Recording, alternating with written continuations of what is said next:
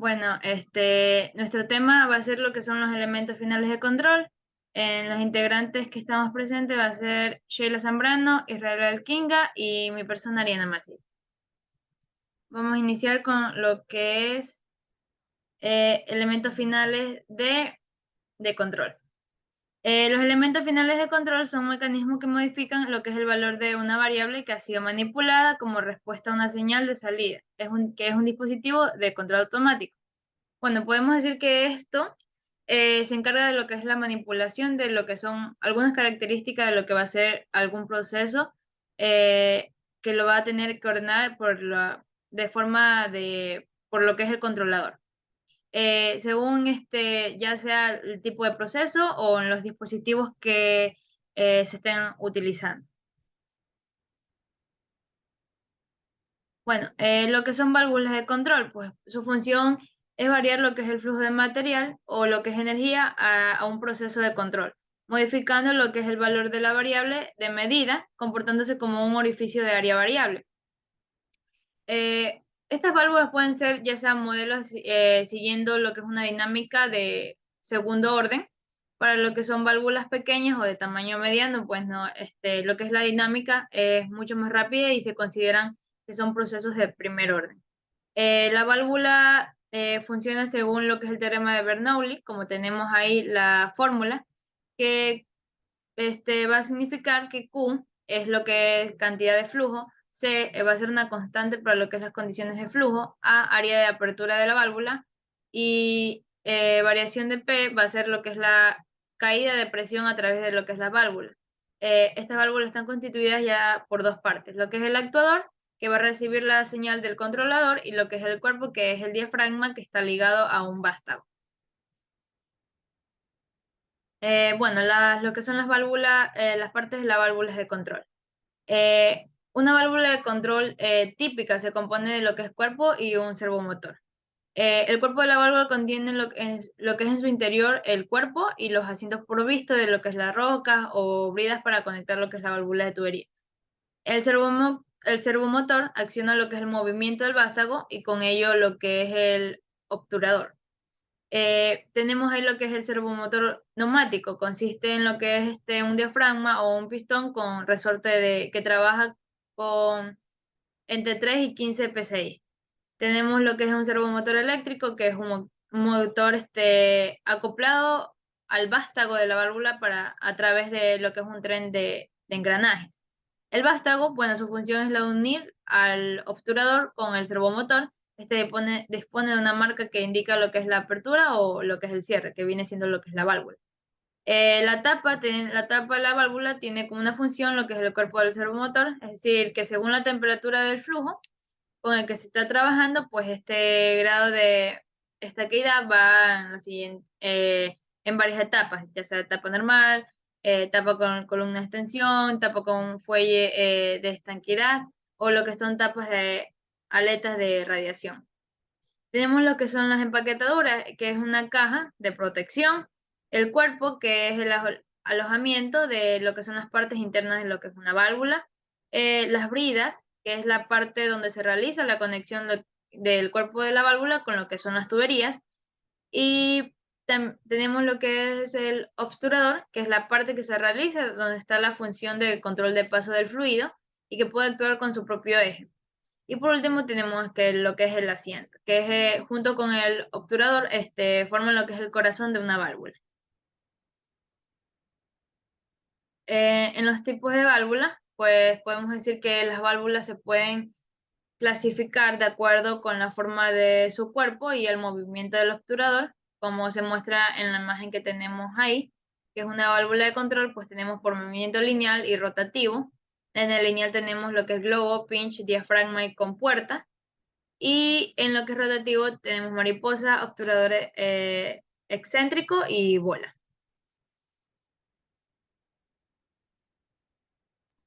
Continuando con los tipos de válvulas, estos tenemos diferentes tipos, por ejemplo, que sería la válvula de bola, la válvula de flujo axial, tenemos también lo que es la válvula mariposa, la válvula en Y, también tenemos la válvula en ángulo, la válvula de globo, la válvula de 3 vías y por último también tenemos la válvula de Joule.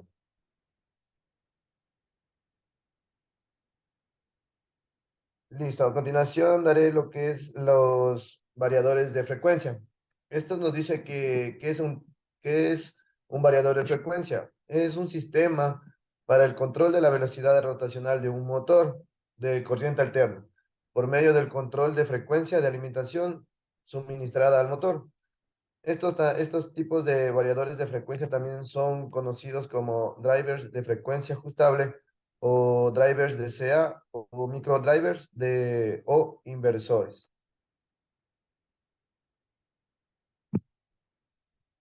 Listo, como también tenemos diferentes tipos de variadores de frecuencia.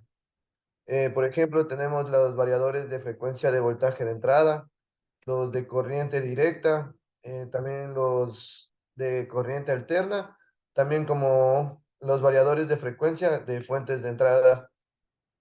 También tenemos los variadores de frecuencia de vector de flujo, de ancho, de pulso modulado. Y por último también tenemos el de frecuencia de ancho, del de pulso modulado. A continuación hablaremos lo que es los motores eléctricos. Esto nos dice que los motores eléctricos son un dispositivo la cual transforma la energía eléctrica en energía mecánica por medio de la acción de los campos magnéticos generados en sus bobinas. Esto nos dice que son máquinas eléctricas rotatorias compuestas por un estator y un rotor. También tenemos diferentes tipos de motores eléctricos, por ejemplo, del de corriente continua y también tenemos el de corriente alterna.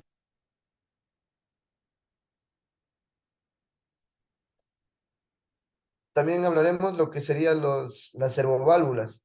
Esto nos dice que las servoválvulas son accionadores de tipo neumático o hidráulico, la cual está conectada con más vías por la que circula un fluido. La diferencia con las válvulas es que estas son de tipo todo o nada, mientras que las servoválvulas tienen la posibilidad de controlar la presión o el caudal.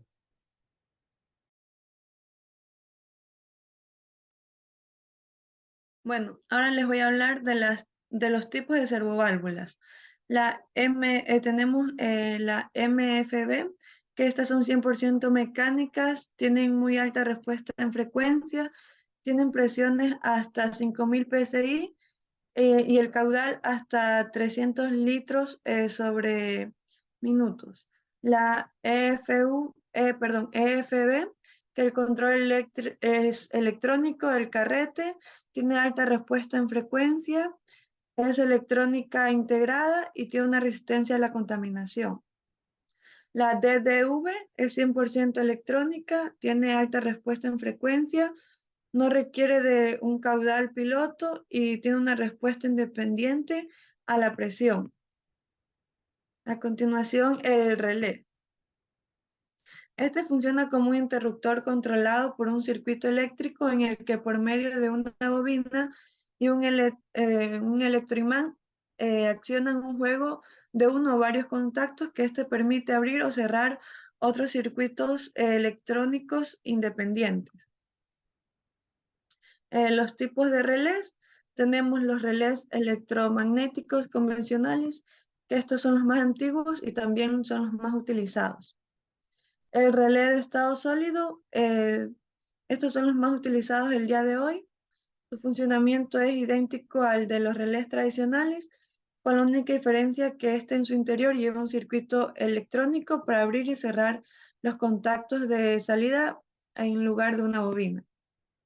Los relés de núcleo móvil, estos se utilizan un solenoide para cerrar sus contactos debido a su mayor fuerza atractiva. Estos tienen un embolo en lugar de la armadura anterior y este modelo se utiliza mucho en la automoción. Los relés polarizados, estos llevan una pequeña armadura.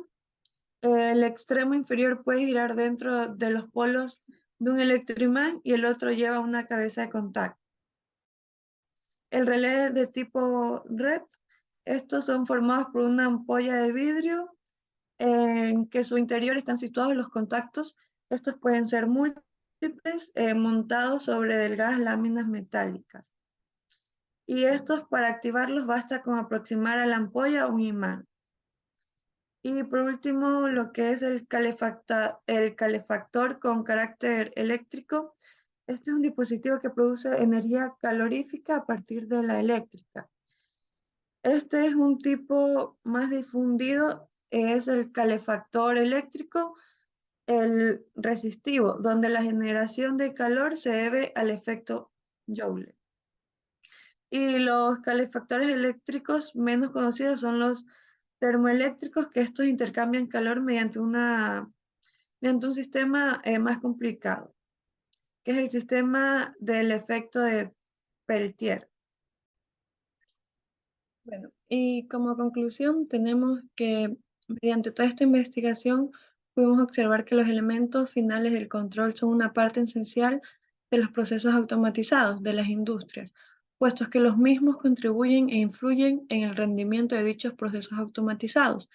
Existen diferentes tipos de elementos finales de control, pero los más usados en las industrias son las válvulas, debido a que con mucha frecuencia la variable que se desea manipular es un caudal. Y la función de una válvula de control es básicamente variar el flujo de material o de energía en un proceso de control para que de esta manera se pueda modificar el valor de la variable de medida y comportándose como un orificio de área de variable. Gracias.